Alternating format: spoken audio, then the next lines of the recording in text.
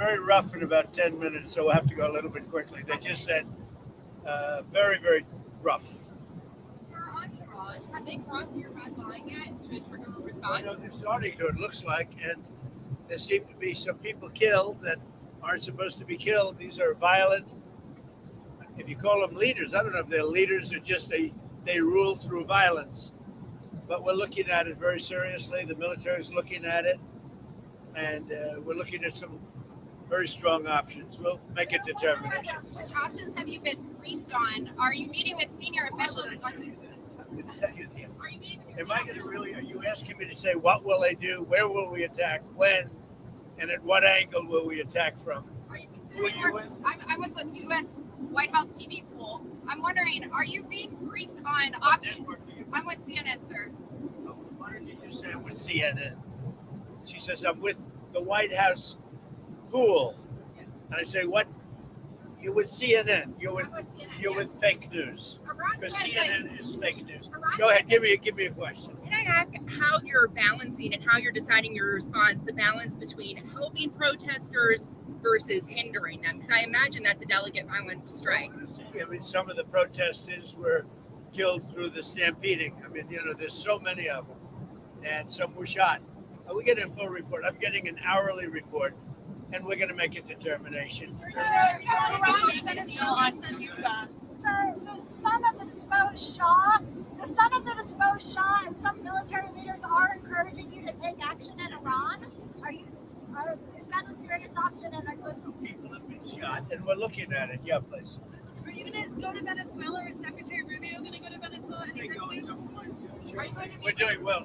Venezuela is really working out well. We're working along really well with the leadership, and we'll see how it all works out. Are you starting the meeting with Dulcie to go? At some point I'll meet. Yeah, she's been very good. Look, she asked us, can we take 50 million barrels of oil? And I said, yes, we can. It's $4.2 billion. And it's on its way right now to the United States. When will you meet with Machado this week? Looking for something to grab here, because it's going to get rough, and I don't seem to be in a very, I think you did this to me. You put me in a position where there's absolutely nothing to grab. So I'm looking for something to grab, and it's not going to be Caroline. Have any oil companies made commitments to you, sir? Have any oil companies made commitments to the United States after your meeting on Friday, sir? Which have Exxon? I don't want to say. No, I didn't like Exxon's response. We have so many that want it. I'd probably be inclined to keep Exxon out. I didn't like their response. They're playing too cute. What backstops or guarantees have you told the oil companies that you're willing to provide? Guarantees that they're going to be safe, that there's going to be no problem, and there won't be. There's not going to be a problem. They had problems in the past because they didn't have Trump as a president. They had stupid people. What kind of deal are you looking for from Cuba? What kind of deal are you looking for from Cuba? You're going to find out pretty soon. We're talking to Cuba, and you'll find out pretty soon. And one of the things I want taken care of, and one of the groups I want taken care of, are the people that came from Cuba that were forced out or left under duress, and they're great citizens of the United States right now. You have a lot of people forced out of Cuba unfairly, so we're going to take care of, most importantly right now, we're going to take care of the people that came from Cuba that are American citizens or in our country. Do you plan to seize any oil tankers that are headed to Cuba? Well, we have a lot of oil people really interested. You saw that the other day, and that was just a small group because the room in the White House, we need the ballroom, actually. We could have filled up the ballroom practically. We have so many people that want to go in for oil. So you saw some great companies. Are you going to send Starlink to Iran, sir, to help the people in the ground with the internet blackout for more than 72 hours? We're going to be talking about that. We may get the internet going, if that's possible. Are you talking to Musk We about may it? speak to Elon, because as you know, he's very good at that kind of thing. He's got a very good company. So we may speak to Elon Musk. And in fact, I'm going to call him as soon as I'm finished with you. Iran said that they would consider military and commercial bases as legitimate targets if you struck. Are you concerned about? When they do that, we'll consider things targets they wouldn't believe. If they do that, we will hit them at levels that they've never been hit before. They won't even believe it.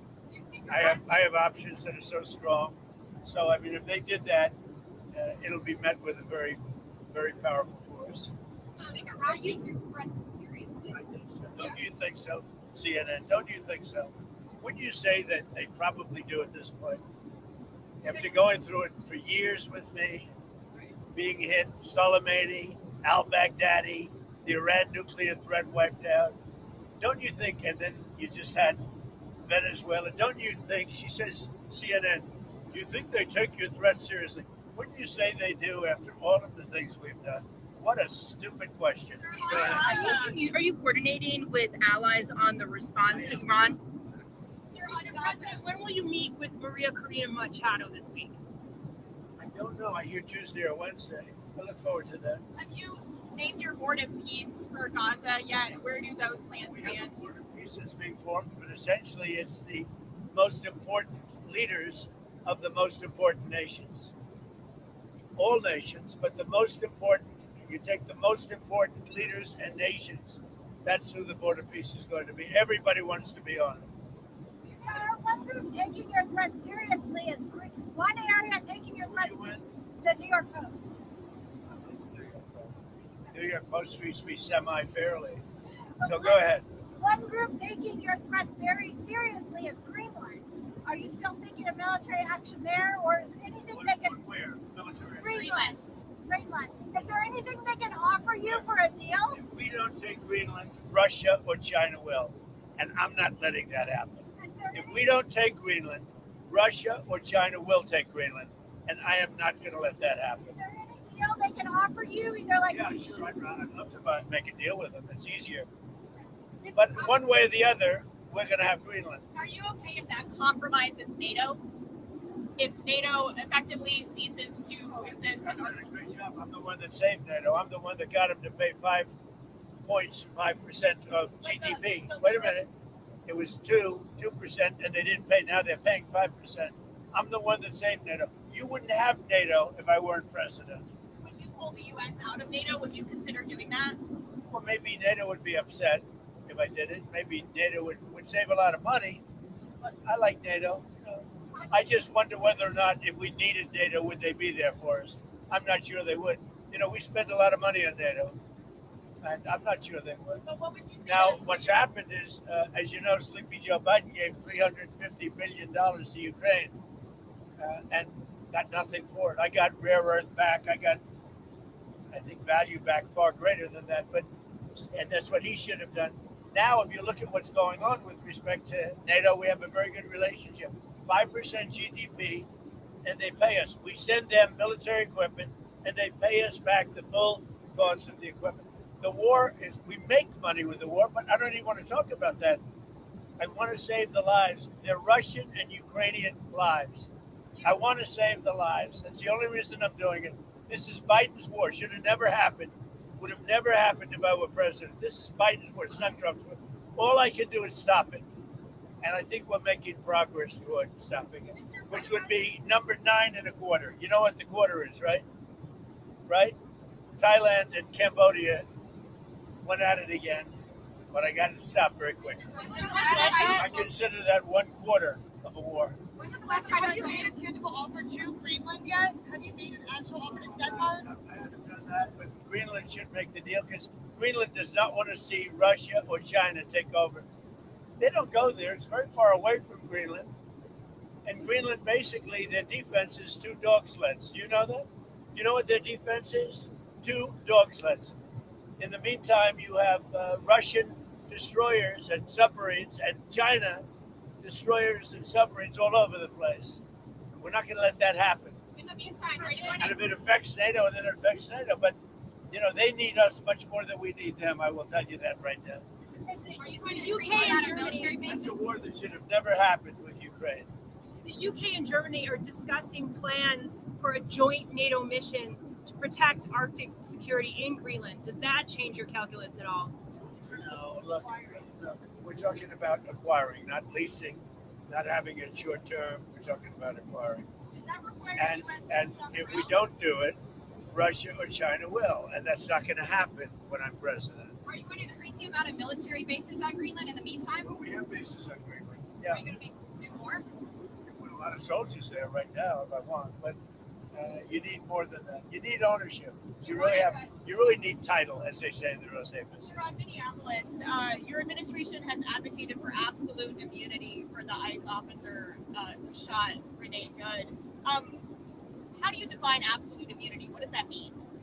Everyone's seen it. And a woman who's very violent. She's a very radical person. Very sad what happened. Her friend was very radical. Go But drive. for the officer, absolute immunity. How would you define that?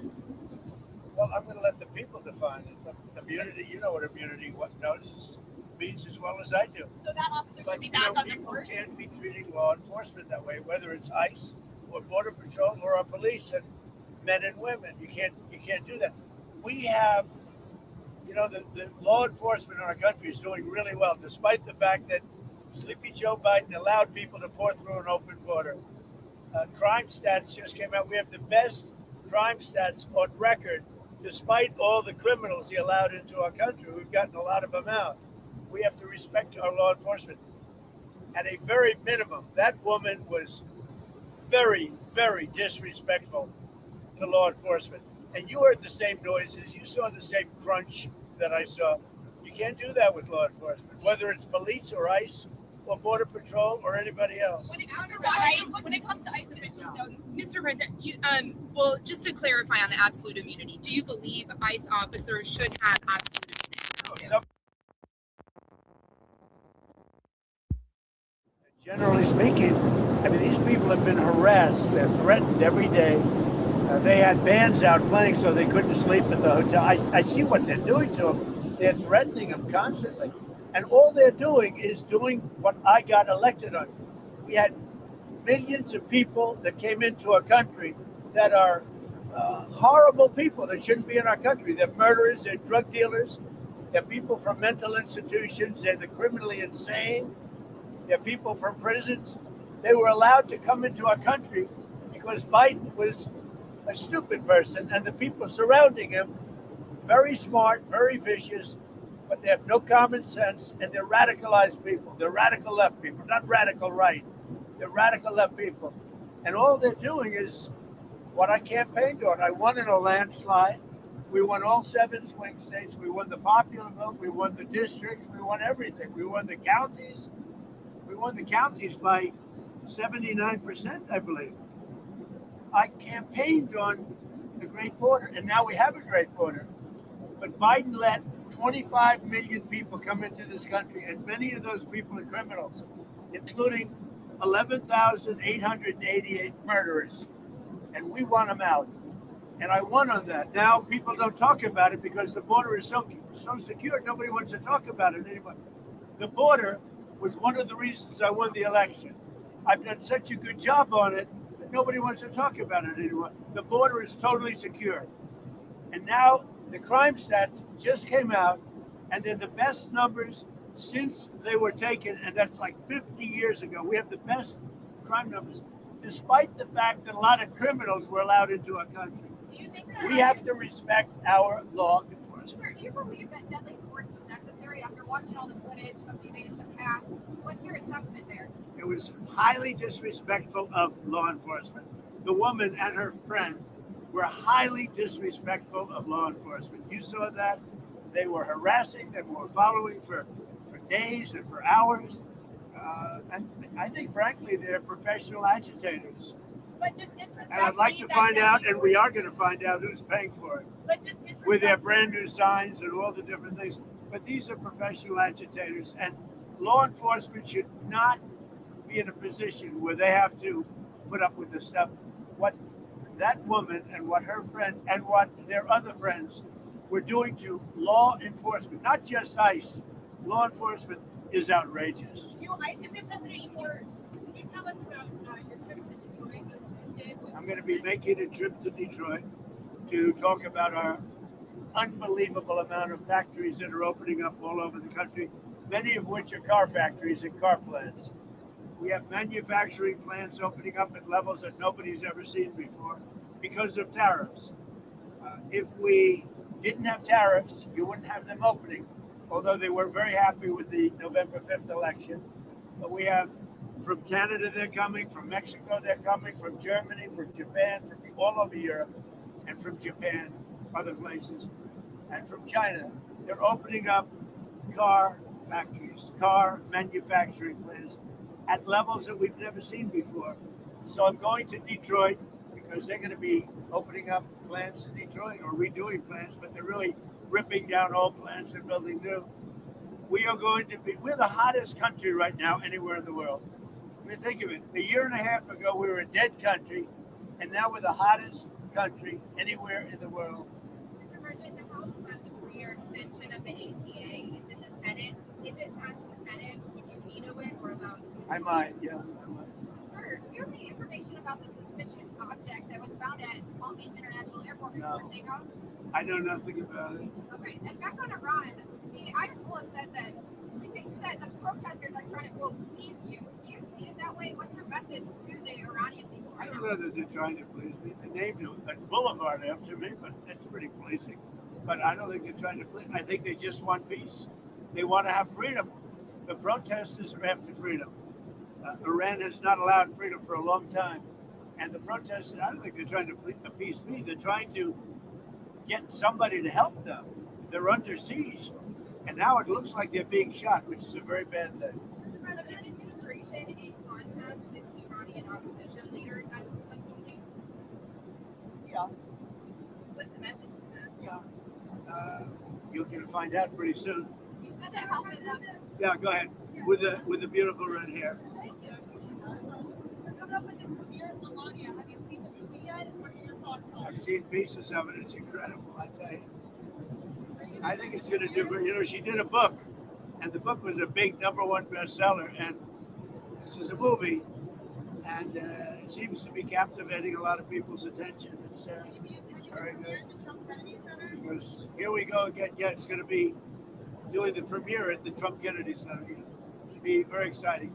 It's a very hard ticket, I can tell you. Everybody, Wayne Gretzky and his wife Janet, beautiful wife, great wife. They said last night, gee, I want to go to everybody wants tickets to the premiere. Do you sense any, I think it's going to be great. Is there any timing on the mortgage bond purchases you announced last week? On the what? Mortgage? Mortgage bond purchases by Fannie Mae and Freddie Mac? No, they're already doing it. They've started. Yeah, they started the process. And it's having a great impact. Interest rates are falling very rapidly. Not only for that reason, for other reasons too. But interest rates are falling very rapidly. do you have any sense that Iran wants With no help from the Fed. Because we have a total stiff at the Fed. Do you have any? Can I ask you the announcement on the cap on credit card interest rates? Yeah. You put out on Friday. What happens if the credit card companies don't comply by the January date? Well, then they're in violation of the law. And do you have thresholds? Very for it? severe things. No, I want a cap on credit card interest rates because some of them are 28, almost 30%, and that people don't know they're paying 30%. The people out there, they're working, and they have no idea that they're paying 30%. No way. We're putting a 1-year cap at 10%, and that's it. They know it. They've really abused the public. The credit card companies have totally abused it. I'm not going to let it happen. Do you sense any willingness from Iran to engage diplomatically with you, or perhaps negotiate on their nuclear program? With Iran? Yeah. Do you think they want to engage diplomatically with you? They do. They called They called you yesterday. Is it still an option? Iran called to negotiate. yesterday. Yesterday, the leaders of Iran called. They want to negotiate. I think they're tired of being beat up by the United States. Can you share any details on that call? Iran wants to negotiate. Yes, Negotiate we what? may meet with them. I mean, a meeting is being set up, but we may have to act because of what's happening before the meeting. But a meeting is being set up. Iran called. They want to negotiate. Thank you very much, everybody. What are you going to do with Be East? careful. A lot of bumps. What's your plan for East Potomac? Are you going to renovate the golf course? Are you Yeah, we're going to make it a beautiful world-class U.S. Open caliber course, and ideally, we're going to have major tournaments there and everything else. It's going to bring a lot of business into Washington. By the way, the crime stats just came out on Washington, D.C. There is virtually no crime. It's gone from tremendous crime, murder, and everything else. There's virtually no crime in Washington, D.C. Thank you, President Trump. Thank you very much, everybody. Any announcement on